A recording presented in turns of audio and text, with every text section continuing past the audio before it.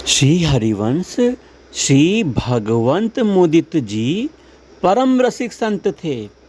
भगवंत मुदित जी आगरा के सूबेदार नवाब सुजाउल मुल्क के दीवान थे। कोई भी ब्राह्मण, गोसाई, साधु या गृहस्थ ब्रजवासी आपके यहाँ यदि पहुँच जाए तो आप अन्न से, धन से, वस्त्र आदि देकर उसे प्रसन्न करते थे, क्योंकि ब्रजवासियों के प्रेम में इनकी बुद्धि रम गई थी।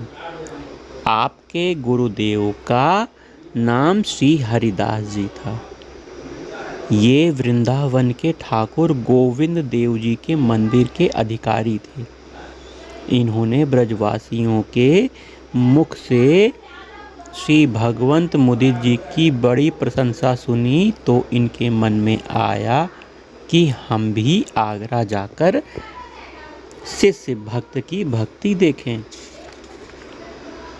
श्री भगवंत मुदित जी ने सुना कि श्री गुरुदेव आ रहे हैं तो इन्हें इतनी प्रसन्नता हुई कि ये अपने अंगों में फूले नहीं समाये।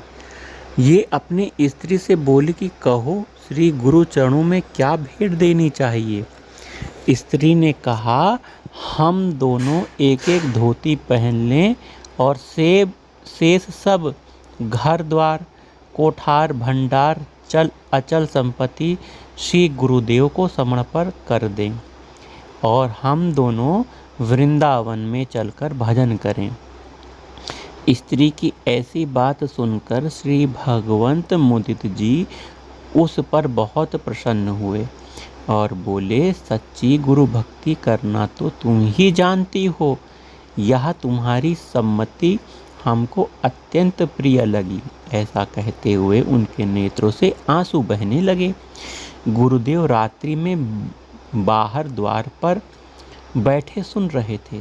सर्वस्व समर्पण की बात गोस्वामी श्री हरिदास जी ने सुन ली और उन्होंने जान लिया कि ये सर्वस्व त्याग करके विरक्त बनना चाहते हैं, जिसका अभी योग नहीं है। अतः आप उसी समय बिना श्री भगवंत मुदित जी से मिले ही परिचित व्यक्ति को बताकर लौटकर वृंदावन को चले गए। इनके प्रेम भरे त्याग के प्रण पर बहुत ही संतुष्ट हुए। श्री भगवंत मुदित जी को जब यह मालूम हुआ कि श्री गुरुदेव आए और वापस चले गए तो आपका उत्साह नष्ट हो गया। हृदय में अपार पश्चाताप हुआ। फिर आपने गुरुदेव के दर्शन करने का विचार किया और नवाब से आज्ञा मांगकर वृंदावन आ गए। गुरुदेव के दर्शन कर सुखी हुए। बहुत से लीला पदों की रचना की। आपका रसिक अनन्य भक्तमाल प्रसिद्ध है।